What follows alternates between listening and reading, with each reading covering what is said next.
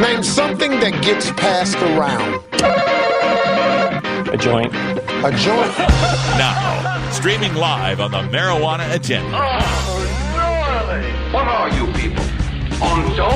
It's time for Toker Talk Radio. Hey, this is great, man. The voice of the Marijuana Nation. Marijuana is listed as a Schedule 1 drug. That is absurd. Call in now at 650-LEGAL-MJ. That's 650-534-2565. What's to keep somebody from getting all potted up on weed and then getting behind the wheel? Hey, man.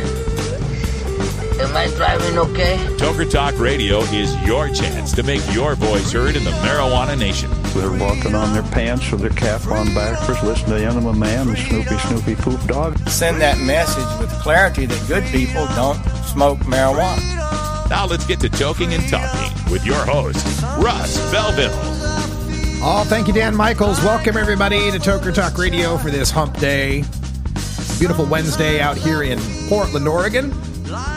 Been making a lot of updates to the marijuana agenda, getting everything tucked away just the way we want it. And the latest update is the new handle and feeds for our free 5-minute podcast called the Cannabis Headline News. That news segment you hear me do in the first hour is now its own podcast. You can get it absolutely free by visiting news.mjagenda.com. That's news.mjagenda.com. And Cannabis Headline News also has a Twitter page at CB Headline News and a Facebook page at CB Headline News. So check those out, follow them, like them, spread the information around. Basically, as I'm doing my prep for the show during the day, every news story that I'm reading, I'm going to tweet out the link to that news story through the CB Headline News Twitter page. So that way we'll separate a bit so I don't have all the news going over Radical Russ, don't have all the Radical Russ going over the news. You can follow one or the other or both and get what you're looking for. So thanks to everybody who's been patient and holding on throughout all these years as we've been putting together what I hope is the world's best and most comprehensive weekday cannabis news podcast. And apparently today we're having some problems with the chat room. Everybody's getting an unable to connect to chat message, although if you refresh, you do connect to chat for just a little bit. So want to assure you that's not my doing. That's something that's going on over at YouTube. So I have no idea what you're going to have to do to cure that. Also, I wanted to make a mention of our Delta 9 House Airbnb, where we had a great breakfast this morning because we had two couples that were staying here, and both of the couples were from New York State originally, although one by way of Virginia. And I got to say, it's such a joy to host people coming to Oregon from places where marijuana is not legal. Was talking to them today, and one of the couples was saying how what a joy it was to just be able to go to a store and see all these different types of cannabis for sale and be able to purchase one or two or three different types. Danielle, I think was her name, was talking about how, yeah, you know, I've bought weed, you know, in New York. You can get weed, but you always have to get whatever they got. There's not a lot of choice. It's just you're either buying weed or you're not buying weed. Of course, I told her my old joke that I'm from Idaho, where we have two strains, got some and don't. But that's what you're left with. That's what you're relegated to when you're in a red state is what does your guy have? And I wonder how many people have tried cannabis in their life. You know, we got over 110 million, you know, more than half the population has tried cannabis. And how many of them didn't stick with it because whatever strain they were getting wasn't one that really worked for them? Like, how many people are saying, yeah, I tried pot back in the day. It didn't really work for me. Didn't really like that. I never did it again. And I think, gosh, you know, what if it was like a heavy indica and you didn't like that feeling? But if we tried you on a nice sativa, maybe it's the type for you. How many people out there that don't like weed, who tried weed and don't like it, is because they just didn't have much choice in the matter? You also have the situation of where marijuana being sold on the illegal market is always cultivated for its THC. Pump up as much THC potency as possible, because that's your only selling point is, does it get you super high?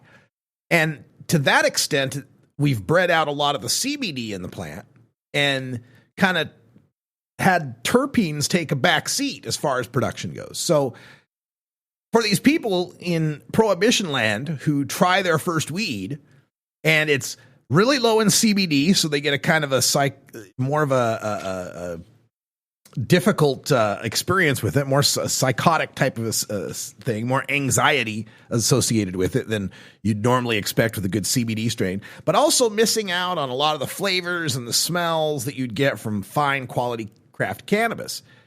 So it's just a joy, like I said, to have these people coming in to Delta 9 House and experiencing, going to walk down the street, sample different cannabis. I mean, not sample it like smoke it, but able to look at it and smell it and see all these different kinds and talk to a bud tender about what might be good. And to be able to take that, buy it, bring it home, and in most cases, buy too much of it and leave the rest with me. That's my favorite part. We're going to take a break, and because we ran so long in the first hour, I pushed the Radical Rant to hour 2. So coming up next, a special Radical Rant on how the worst of us are going to ruin legalization for the rest of us.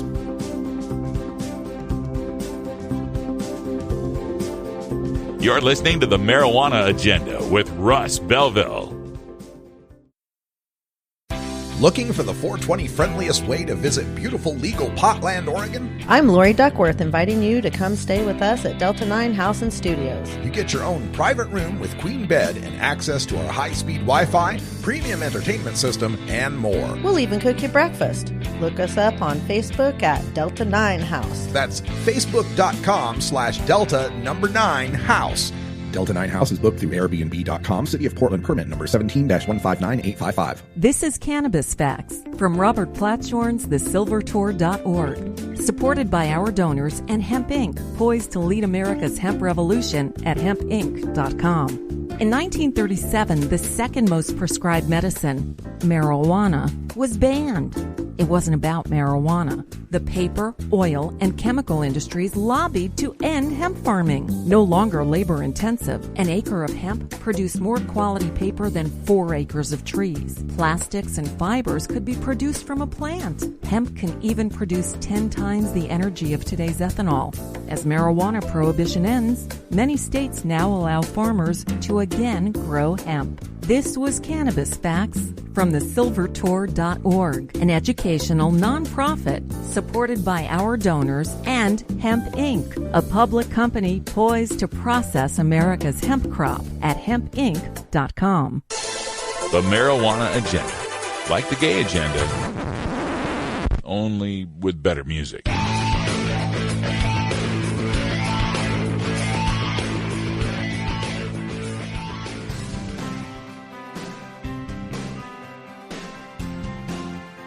I'm Russ Belville from the Marijuana Agenda. Join me every 4 weeks for the Freedom Leaf Preview with Steve Bloom from Freedom Leaf Magazine. Learn more at mjagenda.com/about.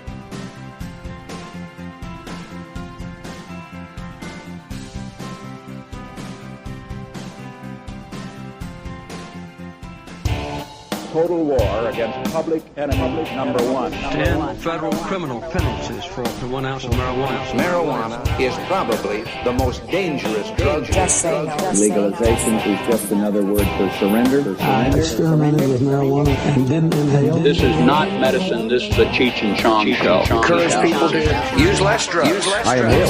That was the point. I think it would be a mistake to legalize. Negative reports coming out of Colorado. Good people don't smoke marijuana. Radical Rant. One of my favorite comedians lately is the Australian Jim Jeffries. He's got a show now on Comedy Central, but one of his routines that I remember seeing once, he talked about different laws and rules and how basically we have to have some of these rules and laws because there's a few people out there that ruin it for the rest of us. There's a few people that can't behave themselves, that act irrationally and irresponsibly, and they ruin it for the rest of us. And I was thinking of that as I was checking out a couple of stories that came across the desk as I was prepping for the show today. The number one story from MaryJane.com, Colorado busts, quote, the largest illegal marijuana operation in state history, end quote. This is reported by Mike Adams. Full disclosure, I've written some stuff for Mike Adams' company, so just so you know that, but I think he does great work, and you can find his stuff on High Times and Mary Jane and a bunch of other places. But what's going on here is there was a major operation, and of course it had to have a stupid military-style name. This operation was called Operation Toker Poker.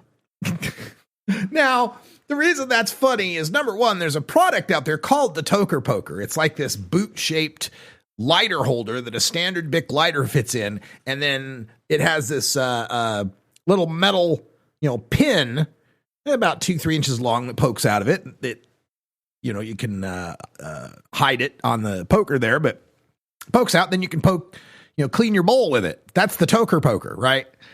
And then, of course, the other, Operation Toker Poker makes it sound like they're doing something to us from behind. Like, what is it you guys are looking for?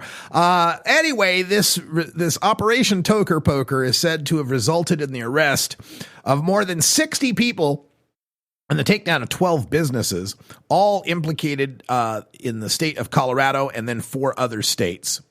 But there's no indication as whether the businesses themselves were legal, licensed marijuana businesses or just other kinds of businesses that were involved with this. But the Colorado law enforcement, according to the Denver Post's report of this, it was legal cultivation of marijuana in various places all across the state before it was shipped out for sale in other states like Illinois and Missouri. 18th Judicial District Attorney George Brockler said, quote, in a nutshell, this was about homegrown local folks growing and exporting marijuana for sale out of the state of Colorado. This operation that was shut down effectively by the indictments and warrants that were issued was generating about 300 plus pounds of finished marijuana each month. These packages that they put together were tracked here, there, and everywhere. Now, this is frightening to me because, Jeff Sessions and the Trump administration are just looking for any reason they need to go busting into the legal states. And our opponents for a long time have been pointing out that legalization would be a failure, that it would never stop the black market, that it's just going to help criminals. And this is where we're going to run into a little bit of difficulty as we move forward with our plans to legalize marijuana. It's something that I've referred to in the past as kind of like the half a loaf solution.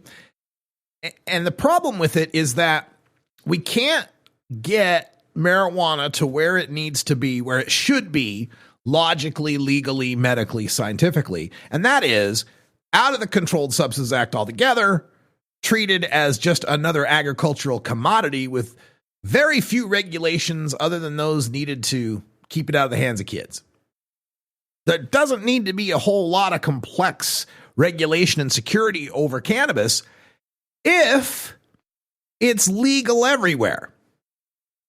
And that's where we're facing this problem, is because we can't jump right to off the controlled substances list in all 50 states and federally so that marijuana is on equal footing everywhere.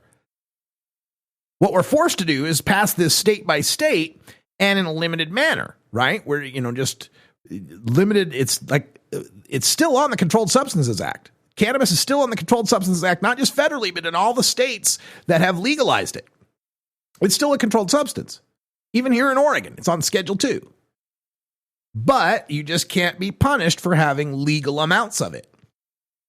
So what this puts us in is this weird predicament where we're granted a little bit of freedom in a few states, but the rest of the states are still trying to maintain the failure of prohibition.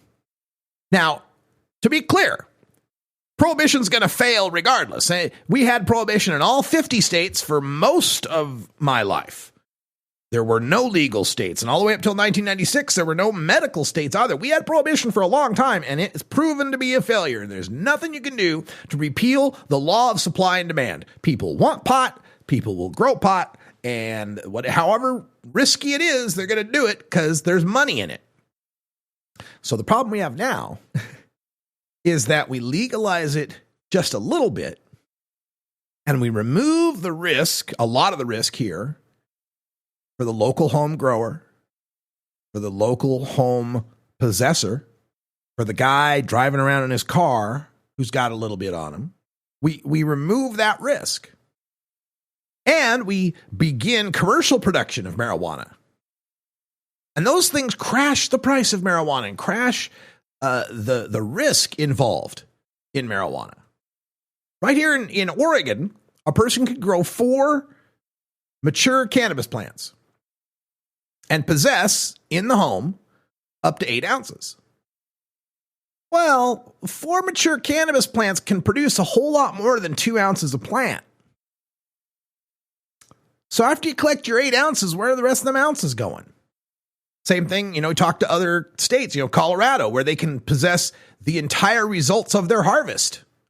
They're only supposed to grow 3 mature plants, but I know people that can get a pound a plant. Be 3 pounds of marijuana at their house. And I'm not against that, obviously. I'm all for that, absolutely. The problem we set ourselves up with, though, is we reduce the risk and the cost and the price so much in our states, while the rest of those prohibition states stay the same. We set up a massive, massive incentive to truck that weed out of state and make some money on it. It's almost irresistible, especially when we're talking about people who are increasingly working class and not seeing raises in year after year, and inflation's going up and there's unemployment, and with all the economic misery in the country, how can you resist growing some weed, having some for yourself so you don't have to buy any, so that you can take care of your medical needs or your recreational needs, but also give a few ounces to your cousin who drives them out to Kansas, who sells them to a few of his friends, and he cuts you in on the deal and makes some money on it. And a lot of people doing this aren't the massive, this case supposedly is 300 pounds of marijuana a month going out, supposedly, out of 60 people. All right, so 60 and 5 pounds a piece that they're putting per month. So we're not talking about people that were distributing massive quantities of marijuana. And I know for some people listening, they go, wait, hold on, Russ, 5 pounds of weed's a lot of weed. 16 ounces per pound. We're talking 80 ounces in 5 pounds? That's a lot of weed, but it's not. It's not a lot of weed. It's consumer level amounts of weed at this point. And it's irresistible to these people to want to make that massive profit, especially when the risk for them getting caught and anything going wrong for them in their state, aside from this crackdown now happening, is perceived to be pretty low. So we're in this situation where our legalization in this piecemeal, halting, short, temporary little fashion in our states is setting up an opportunity to traffic that weed out of state, and then that gets all wrapped up in the criminal justice system and big headlines about, see how we legalized weed, look what happened. They're just growing it and shipping it to other states. See, we can't let Colorado legalize weed because then Kansas can't keep it prohibited. This is going to be where the states' rights argument bites us in the butt, because we might be arguing for a state's right to legalize marijuana within their borders. Other states might argue, yeah, but we have a state's right to not have legal marijuana spilling over our borders. That gets into some slippery territory, because then you could make the same argument about guns. Maybe a particular state doesn't want to have random bullets flying around, but the state next to it has really loose gun laws that allow people to buy guns there and then bring them into the other state. States' rights is a double-edged sword when you try to argue that. What we need to be arguing And there's some tipping point, and I believe once California comes online, especially after its 5-year moratorium on the mega grows, we will just have to push for that federal recognition of taking cannabis off the Controlled Substances Act and allowing it to be on equal footing in all 50 states so there's not the incentive of the black market.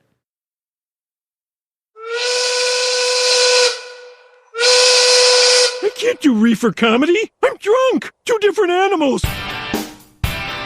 Oh, that sound means it's 4:20 here in the Pacific time zone. Time for us to loosen our tie and enjoy a little fine Oregon cannabis for our safety briefing. Screw that, I'm going to smoke marijuana instead. We'll be right back after this.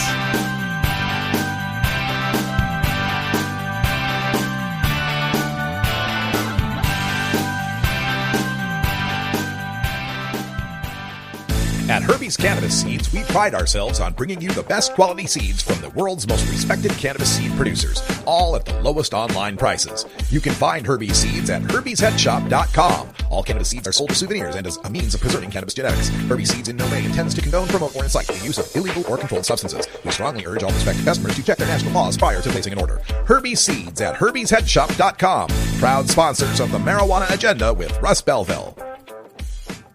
Hi, I'm Keith Stropp. I'm a 72-year-old lawyer, and I first smoked marijuana in 1965 when I was a freshman at Georgetown Law School, and I've been a regular smoker ever since. There is absolutely nothing wrong with the responsible use of marijuana by adults, and it should be of no interest or concern to the government whether we smoke or why we smoke. When we founded NORML in 1970, only 12% of the American people supported legalizing marijuana.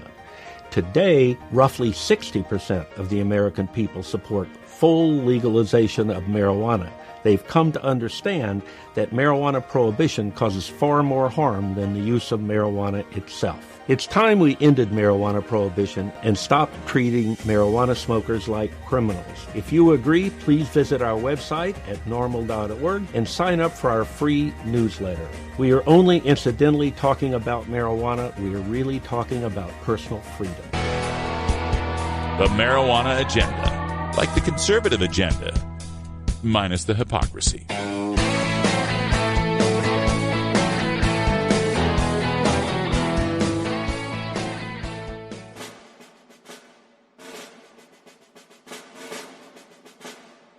I'm Russ Belville with the Marijuana Agenda. Join me every 4 weeks for Veterans of Compassion with the Veterans Cannabis Group. Learn more at mjagenda.com/about.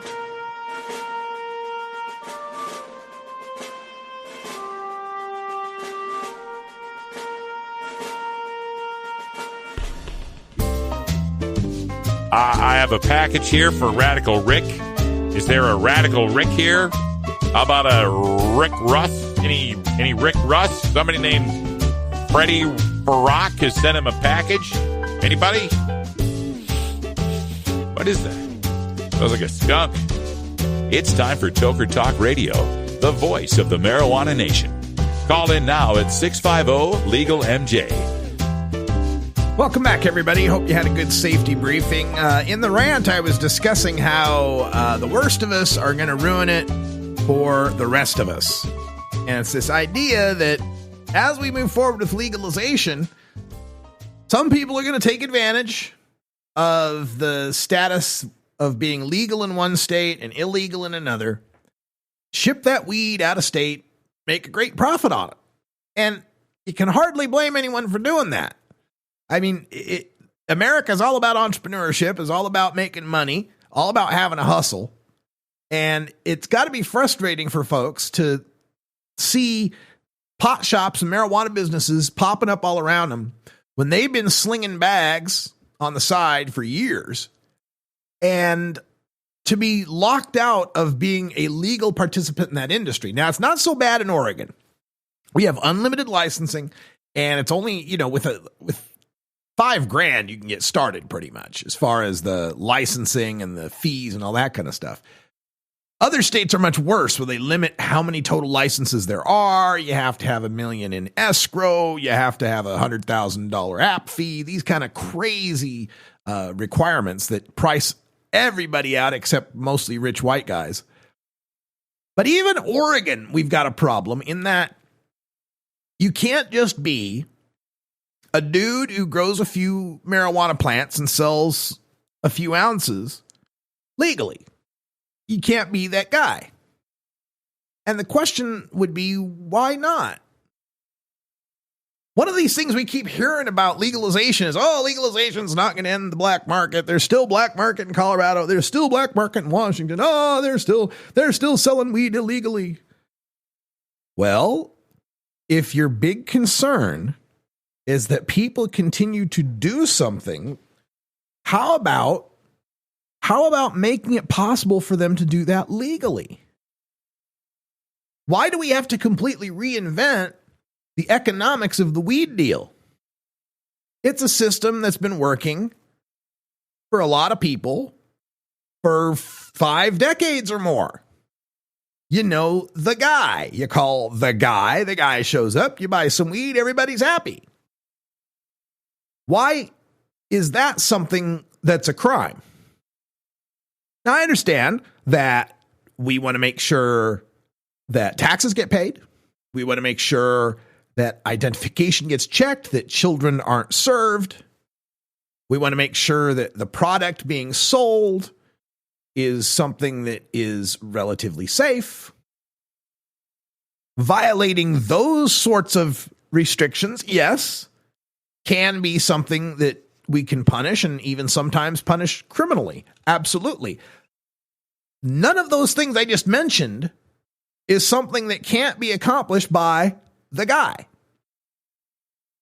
Imagine, if you will, that a state legalized marijuana and set up individual marijuana dealer licenses. I'm thinking of this kind of like the food carts we have in Portland, okay? Here in Portland, we got food carts. We got entire city blocks set up where people open up little trailer-sized food carts, little taco truck type things, but they're trailers, right?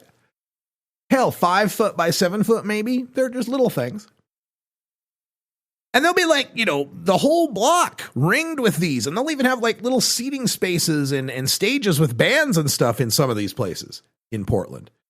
But, you got the Thai food over there, and you got the Chinese food there, and the Polish kielbasa over there, and the hamburgers over there, and Indian food over there. And man, you got a ton of selection. It's wonderful, right? But every one of those isn't a restaurant.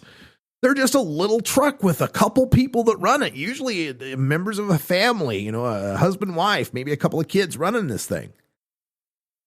We found a way to accommodate the smallest level of entrepreneurship in the food industry. Why don't we do that with weed? I mean, I know why. I know the politics of why. I could do a whole nother rant on that. But I'm asking from the point of view of just talking real about it. Wouldn't it be cool if the state legalized in such a way that if you're just a dude or dudette who grows weed and sells it to friends, that you could just get an affordable, easy to apply for dealer's license, Oregon dealer's license. And all that's required for your Oregon dealer's license is that you affirm, by affidavit that, and by under penalty of law that you're not going to sell to kids, right? And if they catch you selling to kids, man, you get the book thrown at you. Affirm that, that you're going to, you have to remit taxes, right? We'll have to remit taxes so often. And that's where people are going to throw up some red flags and say, oh, well, how are you going to keep track of how many ounces the dealer deals? And he's going to short how many ounces he deals and not pay the tax and blah, blah, blah, blah, blah. We're talking about at the little level. Any amount of tax the individual dealer pays will be more than they're paying now. If again, the problem we're trying to solve is, oh no, we legalized and there's all this black market activity. Let's get some taxes off of that black market activity then and give people individual grower dealer licenses. There could be all sorts of incentives given to these guys too, because, What's the requirement going to be for testing? What's that? I mean, I don't have all the answers for this, but what I'm thinking of in broad strokes is we've got people that grow weed. We've got people that sell weed. They've been doing it for decades. How do you license and tax what they're already doing? Now, this is not a screed against big time dispensary and pot shop operations or against corporate grows or anything like. I'm fine with that too. I'm fine with Walmart, and I'm fine with Bob's hardware store. And I'm fine with the guy who shows up at the flea market with a bucket of things that he sells, right? Let's have the flea market level of marijuana going on. The more you do that, the less you'll have that out-of-state diversion that's a big problem. Because right now, you got it set up so that the guy who's the small-time legal grower dealer now gets busted if he sells it in-state where he can't really make a lot of profit on it. And he gets busted if he sells it out-of-state where he can make a lot of profit on it. So if you're busted either way, why not sell it out-of-state? Give that guy a legal way to sell his weed in-state. So that the choice is, I could legally sell some weed in-state for lower profit, or I could risk jail and sell it out-of-state for higher profit. But give them that incentive that, hey, you can legally sell it in this state. Yeah, you're not going to make as much money. Yeah, you're going to have to do some paperwork. You have to, pay some taxes. And yeah, that's a little more of a pain in the ass. But it's legal. You can do it legally. But no, if your only choices are find some way to secure $1 million in funding so that you can have a few business partners and open up this big, huge dispensary grow op, or keep growing like you've been growing, making your great weed that everybody loves and selling it out of state. That's the choice we give people, and we're surprised when they take it, when they take the grow out of state option. And that also gets us to the issue of testing too, because this has been kind of a flashpoint issue here in the state of Oregon. Testing. Like, I've been smoking marijuana, and this is the attitude, I'm an older guy, and it's the attitude a lot of the people my age have on this issue. And maybe this is different among the millennials, but among us older tokers, we're like, look, I've been smoking pot for 2, 3, 4 decades now. I never knew whether or not the guy had sprayed it with Eagle 20 or whether or not it had any sort of non-organic this or that. It was weed. I smoked it, and it was great. And when I did run into some weed that seemed to be a little, I don't like the smell of that, or maybe it's a little moldy or whatever, you don't get that weed again. You don't buy from that guy again. Nobody died. Nobody healed over. Nobody had major problems in the illegal market days when it came to tainted marijuana. Why are we acting now as we set up these testing guidelines? Why are we setting them up as if they were dropping dead? Now, this is an argument with some nuance, because there's the medical side of the argument, and you always have to acknowledge that, look, there's some people with some really compromised immune systems. And if they got the slightest bit of adulterant or contaminant in their marijuana, it could have some serious repercussions. So I don't want to dismiss that out of hand. That is a legitimate argument. But that's where we have the testing regulations for the big commercial operators, where they have the big dispensary operations, where they have the money and the ability to get those kind of tests done. So yes, for the patients and for the rec consumers, for that matter, who want the guarantee of the clean smoking experience, whatever you want to call it, the pristine cannabis experience, you'll have it. You'll have a place to go buy that, and it'll be available. But if there's small time guys that want to grow some weed, and they've got their little dealer's license, and we all understand that this is a buyer beware thing, that, hey, these guys aren't doing the testing like the big shops are, and you're taking a risk here when you buy this. Why should we prevent people from doing that?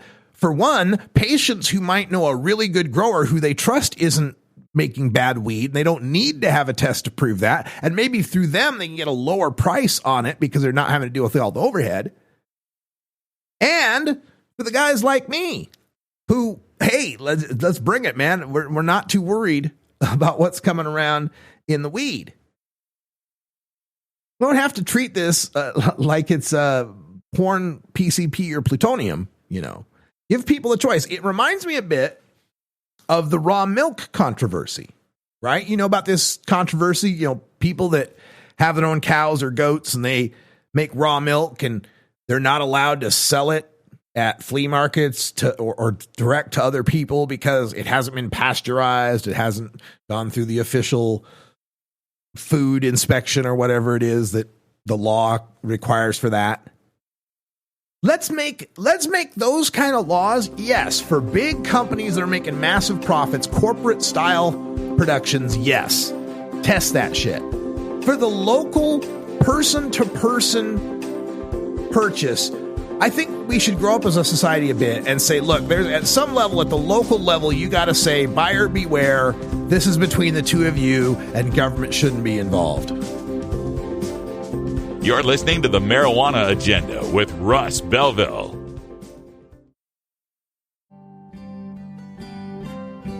Hi, I'm Russ Belville from the Marijuana Agenda.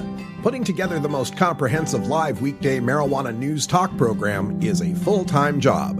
Now you can do your part to ensure that listener-supported independent cannabis radio journalism can continue by becoming a patron of the Marijuana Agenda. Just log on to mjagenda.com and click the Become a Patron button.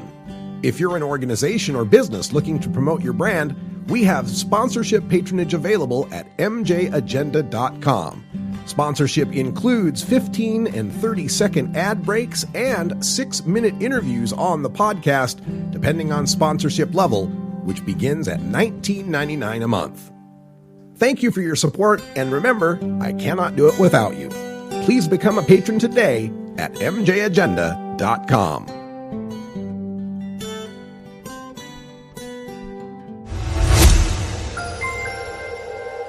Federal prosecutors have been ordered to pursue the toughest possible sentences for criminal suspects. U.S. Attorney General Jeff Sessions issued a memo May 10th rolling back Obama-era reforms that eased sentencing for some nonviolent drug offenders. Anthony Papa is the manager of media and artist relations for the Drug Policy Alliance. Papa says Sessions' reinstatement of harsher sentencing policies will destroy families because the breadwinners will be locked up for extensive periods of time. Not only is it going to put people with drug problems away that should be treated medically, not punitively, he's going to affect many family members of those that are being incarcerated. The National Association of Assistant United States Attorneys says the policy will, quote, restore the tools that Congress intended to punish drug suspects. For United News International, I'm Neela Uni. You're not high.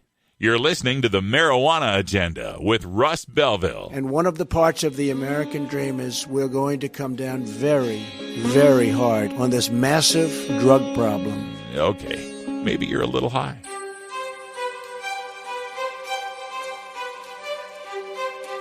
I'm Russ Belville from the Marijuana Agenda. Join me every 2 weeks for the voice of the industry from the National Cannabis Industry Association. Learn more at mjagenda.com/about.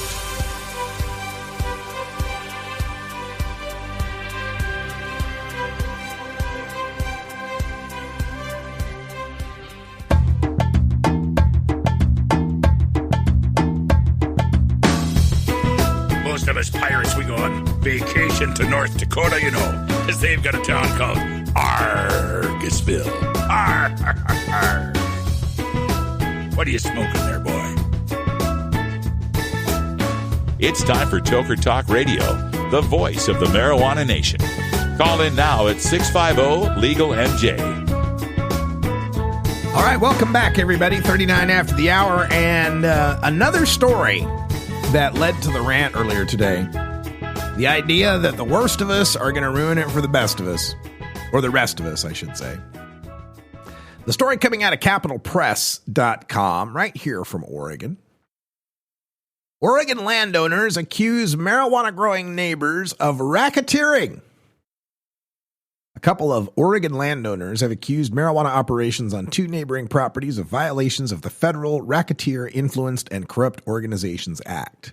Now, this is the RICO statutes, that were originally put together to go after mobsters. This has been used they've been trying a suit like this over in Colorado as well. This is the first one I've heard coming out of Oregon. It's a lawsuit filed by Rachel and Aaron McCart of Beaver Creek, Oregon, and it accuses 43 defendants, neighboring property owners, affiliated marijuana growers, and retailers of violating the Racketeer Influenced and Corrupt Organizations Act. So basically, this is a neighbor situation gone bad. So of course, it's legal in Oregon to grow your weed and have your weed license and all that, but federally still illegal. And by bringing a suit under RICO, this is the kind of thing where they can get the feds involved. And I wouldn't be surprised to see this be a tool that's used by the feds in future cases. Talk show host Hugh Hewitt suggested it to Jeff Sessions, who said, well, one RICO case is not going to take it all down. Right, but it's going to really mess up that one case, that's for sure. So the RICO is basically a charge that they're conspiring to violate federal law. So the way this works is it starts in late 2014, the story, where the defendants began installing equipment to produce marijuana on 2 properties neighboring the McCarts. The McCarts have about 11 acres of pastures and forest land fenced. They say the neighborhood was once quite quiet and safe, but now the pot people are in, and they bring unwanted visitors who litter nearby properties, play loud music, ride all-terrain vehicles, and harass landowners.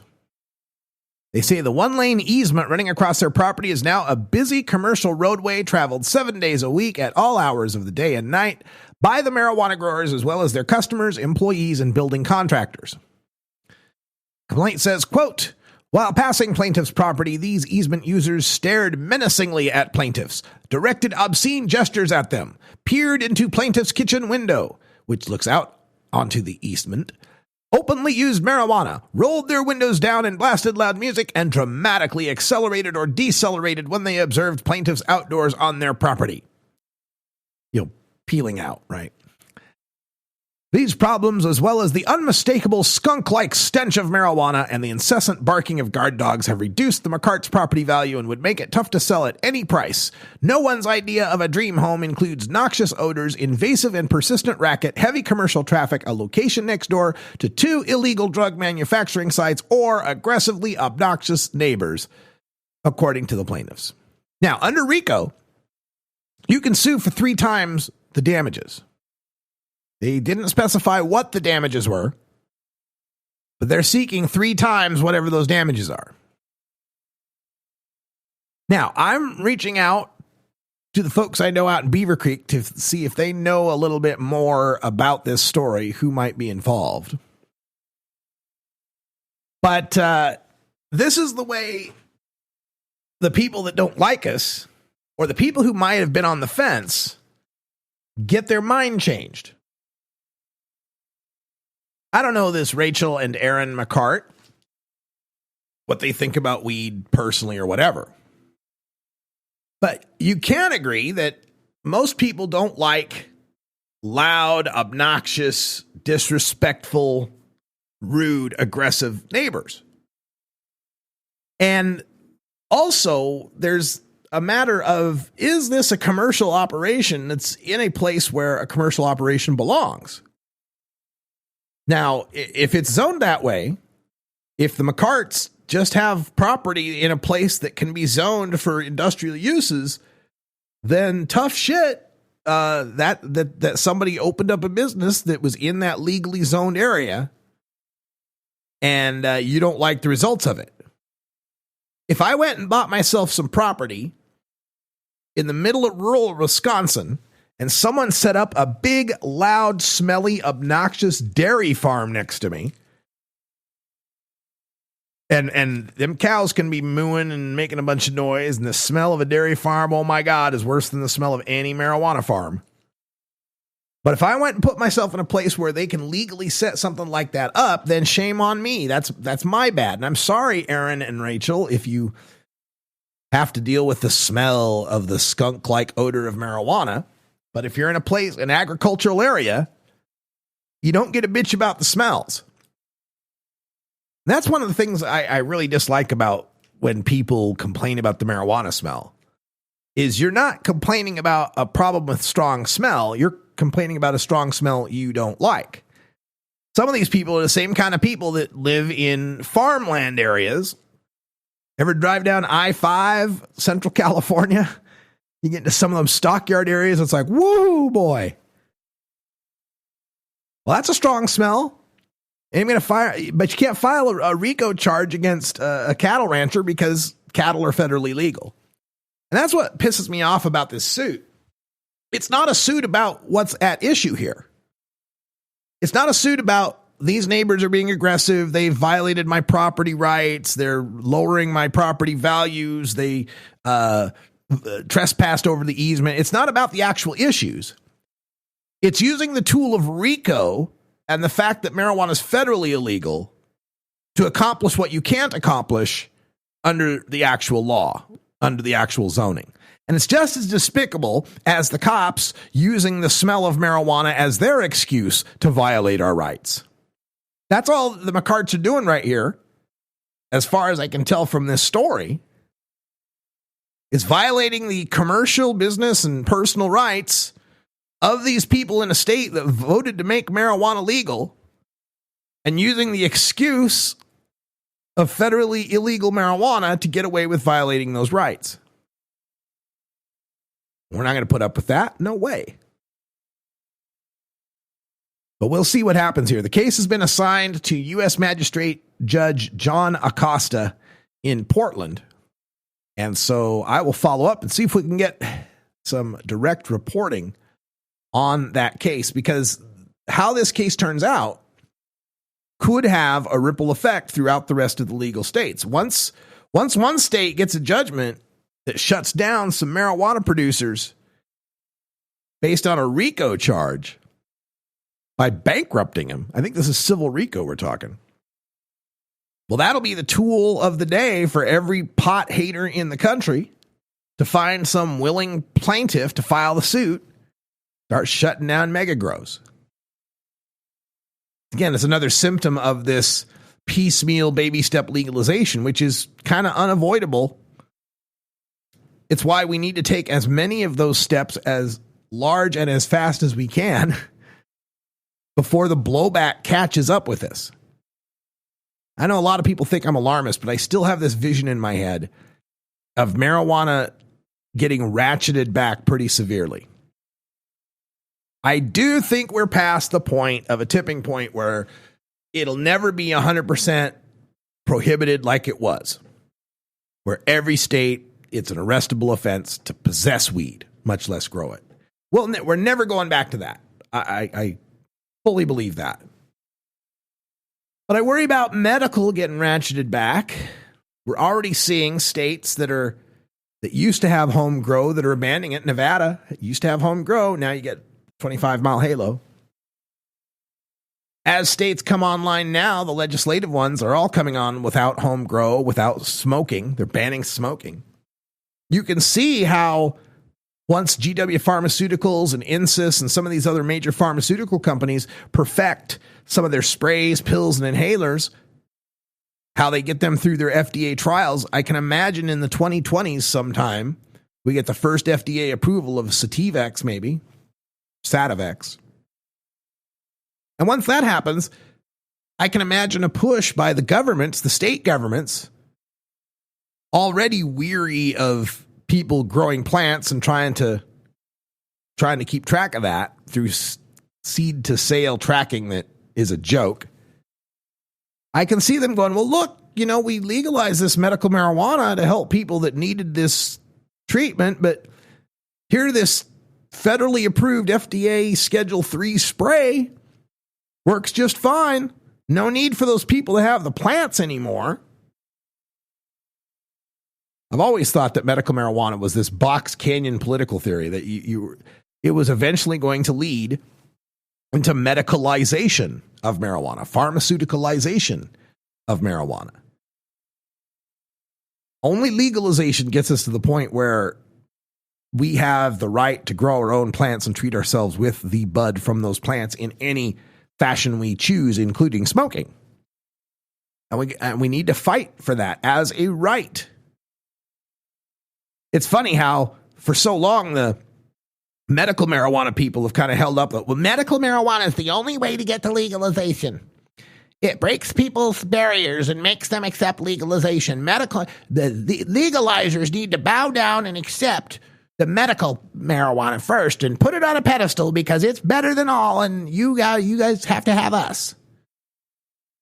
And now what seems to be happening is just the opposite, that if the medical marijuana people want whole plant medicine, if medical marijuana people want to grow their own at home, if medical marijuana people want to have the ability to smoke it, they need us. They need to be fighting our battle now. They need to fight for legalization because the battle for medical marijuana is quickly becoming a battle over sprays and pills and inhalers and vaporization and non-smoked methods and no home grow. And we can't not support that battle. We got to get people medicine, right? I'll support Utah medical marijuana with no home grow and no smoking and no vaping. Because somebody's going to get relief off an oil or a tincture or a spray or an inhaler. I'm not going to consign that person to misery just because the medical marijuana law is not what I'd like it to be. But it just further illustrates how you want the plant as medicine. You need to get on board legalization. For everybody, including people you might not think have a legitimate reason to use it, including people you think might be abusing it. Because if you don't stand up for them, you don't get it for you. We'll be back to close up shop in just a couple minutes. Stay tuned. You're listening to the Marijuana Agenda with Russ Belville.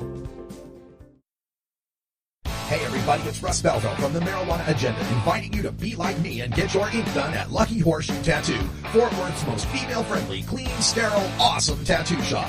Thomas and his crew are true artists who can design you a custom piece or use a design you bring in. Lucky Horseshoe also offers all styles of tattooing as well as piercings and all-around fun. In the DFW area, stop by Lucky Horseshoe Tattoo and tell them Radical Russ sent you. Trust me, it'll feel awesome. Georgia. Hi, this is Willie Nelson. Alcohol prohibition didn't work in the 1920s, and marijuana prohibition isn't working today. It's time we stopped arresting responsible marijuana smokers. It's the fair thing to do. For more information, contact NORML, the National Organization for the Reform of Marijuana Laws. Call toll-free 888-67-NORML or visit their website at norml.org. You're listening to the Marijuana Agenda with Russ Belville. It's like I picked the wrong week to quit smoking. Learn more at mjagenda.com.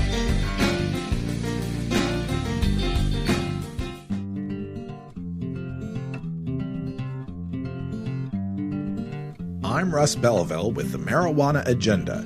Join me every 4 weeks for Cultivator's Corner with Jorge Cervantes from marijuanagrowing.com. Learn more at mjagenda.com/about.